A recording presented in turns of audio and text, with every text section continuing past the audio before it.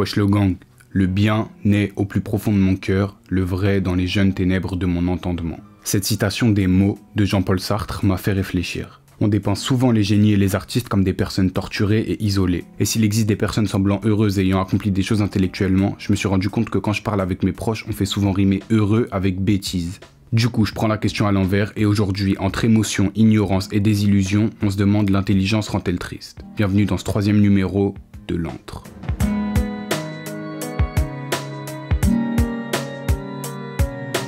Comme d'habitude, on va commencer par définir ce qu'est l'intelligence et ce qu'elle fait d'être triste. Pour ce qui est de l'intelligence, voilà comment Larousse l'a définit. Ensemble des fonctions mentales ayant pour objet la connaissance conceptuelle et rationnelle.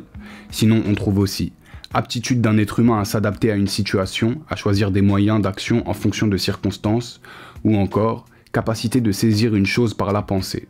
L'intelligence, c'est donc une chose très difficile à appréhender et ça peut renvoyer à plein de sujets. L'intelligence suprême, donc Dieu, ou encore parfois on trouve certains animaux intelligents dans leur manière de chasser, etc. Mais on s'accorde quand même pour dire que l'intelligence de l'homme est supérieure à tout cela. Et ça présuppose différents degrés d'intelligence, et donc au sein même de l'homme, on peut trouver des individus plus ou moins intelligents. Et c'est sur ça qu'on va se baser. Il est évident qu'être humain nous dote même un tout petit peu d'intelligence. Mais il existe donc des humains plus intelligents que d'autres. D'ailleurs, il existe même des tests pour mesurer l'intelligence, comme le QI entre autres, ce qui montre qu'elle est sûrement même quantifiable. Pour moi, l'intelligence peut se définir par la curiosité, l'envie d'apprendre et de s'élever d'une manière honnête et sincère, c'est-à-dire plutôt désintéressée. Pour ce qui est de la tristesse, le Larousse la définit comme telle. État de quelqu'un qui éprouve du chagrin, de la mélancolie, affliction. Et même, caractère de ce qui est affligeant, déplorable.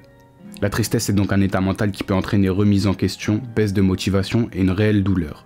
Si on réfléchit un peu, communément, triste c'est l'inverse d'heureux, ça peut donc mettre en mouvement la notion de bonheur. Mais ici, on se demande ce qui rend triste. La perte de conviction dans ses propres idées, sa sécurité et donc la peur, la perte d'un être cher. Et parmi toutes ces choses, je me dis qu'il y a un facteur commun à certaines d'entre elles, l'intelligence. Il y a juste une parenthèse que je veux faire ici. Les surdoués sont souvent décrits comme tristes et assez seuls de par leur intelligence en elle-même. Cette tristesse est expliquée dans de nombreux papiers par l'intelligence des personnes à haut potentiel à s'intégrer à la société. De par leur intelligence, ils se retrouvent souvent rejetés et enfants, ils se construisent dans ce rejet, ce qui peut expliquer leur état de tristesse à l'âge adulte. Tout ça, ça pourrait déjà aller dans le sens selon lequel l'intelligence rend triste, mais on va pas se servir des classements du QI pour traiter du sujet de la vidéo. Quand j'ai commencé à faire mes recherches pour la vidéo, la plupart des articles sur lesquels je tombais, c'était dans des revues pseudo-psychologiques qui expliquaient que oui, être triste, c'était dû à une trop grande intelligence émotionnelle. L'intelligence émotionnelle, c'est une théorie développée dans les années 90 et qui est, je cite, l'habileté à percevoir et à exprimer les émotions, à les intégrer pour faciliter la pensée, à comprendre et à raisonner avec les émotions, ainsi qu'à réguler les émotions chez soi et chez les autres. Et en fait, les articles allaient même plus loin que simplement dire c'est votre intelligence émotionnelle qui vous rend triste, mais ils disaient même se sentir triste, c'est une forme d'intelligence émotionnelle. Évidemment, je sais que l'intelligence émotionnelle, c'est un concept psychologique réel et qui se base sur des arguments scientifiques. Mais avec le fait que tant de sites vendant programmes, formations de développement personnel, pour la plupart saturés de pubs, reprennent cette information, je me suis dit que ça devait intéresser les gens. Et je me suis demandé si lier la tristesse à une intelligence émotionnelle exacerbée, ça serait pas un moyen un peu de se rassurer et de justifier cette tristesse. En mode, oui je suis triste, mais c'est parce que je suis trop intelligent. Du coup je vais essayer aussi de me détacher un peu de cette vision de l'intelligence. Mais j'ai réfléchi avec une amie à d'autres exemples et d'autres idées qui pourraient nous permettre de répondre à la question « l'intelligence rend-elle triste ?» À première vue j'aurais tendance à dire que la connaissance, l'apprentissage et l'élévation de l'esprit c'est des choses qui rendent plutôt heureux. Donc devenir de plus en plus intelligent ça me paraît assez peu probable que ça rende triste. Mais si on creuse juste un tout petit peu, on va s'apercevoir que cette quête de connaissance est très difficilement satisfaisable. On va pas se poser la question de que puis-je savoir ici parce que Kant l'a déjà fait et je vous mets quelques sources dans la description, mais plutôt que plus on va chercher à connaître et donc à être intelligent, plus la route se rallonge. Et du coup on se rend compte ici que plus on connaît, plus on ignore. Par exemple, les trous noirs. On s'était rendu compte qu'il y avait des objets célestes dont on ignorait l'existence. Mais une fois qu'on a trouvé les trous noirs, on répondait à la question qu'est-ce qu'est cet objet céleste? Et on en ouvrait une encore plus dense et complexe, comment fonctionnent les trous noirs. Et il en va de même avec la découverte d'un auteur. Si vous apprenez l'existence de Montaigne, vous allez certes combler une case en plus dans votre culture, mais vous allez surtout en ouvrir 1000 autres, comme qu'est-ce que pense Montaigne de l'éducation? Qu'est-ce que pense Montaigne de Dieu? Qu'est-ce que pense Montaigne de la mort? Ce qui n'étaient pas des questions que vous pouviez vous poser avant car vous ne connaissiez pas Montaigne. Et ce sentiment d'inachèvement, de quête infinie peut créer un sentiment de tristesse et d'impuissance. Dans le même sens, pour moi, être moins intelligent, ça rime avec se poser moins de questions. Et donc, on est moins touché par les questions existentielles qui peuvent réellement tracasser et rendre triste. Elles rendent triste parce que lorsqu'on se pose des questions sur la vie, plus ou moins profondes, lorsqu'on philosophe, souvent on ne trouve pas de réponse totalement convaincante et ça peut carrément amener à être triste parce qu'on remet tout en cause et on doit établir de nouveaux schémas de pensée. Personnellement, lorsque je pense à l'intelligence, je pense à Edgar Morin. Pour moi, c'est un réel symbole de la réflexion et du savoir. Et pour avoir regardé de nombreuses de ses conférences et interviews, il semble heureux. Il semble avoir foi en un avenir meilleur. Mais j'ai tout de même l'impression qu'après avoir vécu une vie comme la sienne, atteint ce que je juge être une forme de sagesse, il reste un brin de nostalgie, de mélancolie dans ses paroles et dans ses écrits. Une vie placée sous le signe de la connaissance et de la réflexion, ça marque. Les expériences atroces que les sages contemporains ont vécues, ils les ont dépassées. Et à ce moment, l'intelligence et la sagesse se rejoignent. Mais se payent à quel prix? Sûrement celui d'une petite tristesse, bien qu'elle soit fierté. Pour parler d'une allégorie très connue, on va reprendre la caverne de Platon. Ces personnes, bloquées dans la caverne, qui n'ont pas accès au monde des idées mais seulement au monde sensible, c'est nous. Si on utilise l'allégorie comme base, que le monde des idées devient l'intelligence, le prix à payer pour l'atteindre, c'est la sortie de la caverne.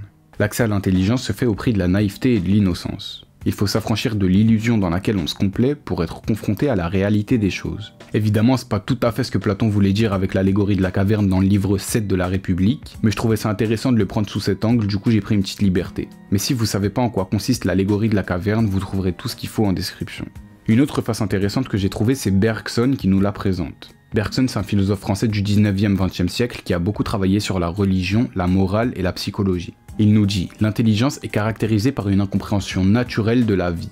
Et comme ça paraît paradoxal, mais Bergson nous dit que l'intelligence est ce qui ordonne, met en ordre. Elle permet de généraliser et donc de développer notre connaissance du réel. Mais par conséquent, pour lui, ça efface les caractéristiques de la vie, le mouvement, les émotions, etc. Bergson nous dit que du coup vient l'ennui, parce qu'on est trop intelligent. Je m'explique, un podcast de France Culture que j'ai mis dans la description décrit une situation. Vous dînez chez vos beaux-parents, vous savez déjà ce qui va se dire et ce que vous allez manger. Et par ce fait, la salade de tomates que vous allez manger, vous n'allez pas vraiment la découvrir, parce que votre intelligence aura généralisé les salades de tomates. Vous n'allez donc pas faire l'expérience singulière de cette salade de tomates, mais de la salade de tomates que vous pensez déjà connaître. Alors vous allez vous ennuyer, ce qui, moi, me procure un réel sentiment de tristesse. Et pour Bergson, pour pallier cet ennui, il faut revenir aux choses moins mécaniques, les émotions, les sensations, etc. Et pour continuer dans ce sens, réfléchir c'est mécanique. Être trop intelligent peut amener à tout intellectualiser, même les sentiments, les plus forts comme les plus anodins, et ainsi devenir une machine pensante, à l'image de celle décrite par Frank Herbert, qui sont en réalité des robots doués d'une intelligence artificielle. L'intelligence, ça peut aussi être vu comme une capacité d'abstraction, ce qui implique le fait d'être plus tête en l'air et donc moins enclin au contrôle de ses émotions, ce qui peut bien entendu nous rendre tristes. Mais d'un autre côté, les biens que l'intelligence peut engendrer sont grands. Sentiment de contrôle lorsqu'on sait, sentiment de connaissance, réussir à mettre les choses en parallèle.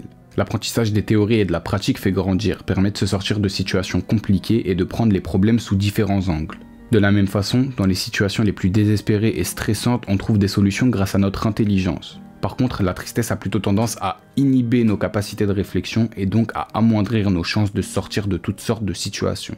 Le bien naît au plus profond de mon cœur, le vrai dans les jeunes ténèbres de mon entendement. Les ténèbres pour moi, ça renvoie aux lieux difficiles à explorer. Ces lieux qui demandent d'avoir le cœur bien accroché, ces lieux qui effraient parce qu'on y a tant perdu et qui nous rendent tristes. Et pour conclure, je rejoins Sartre sur cette proposition.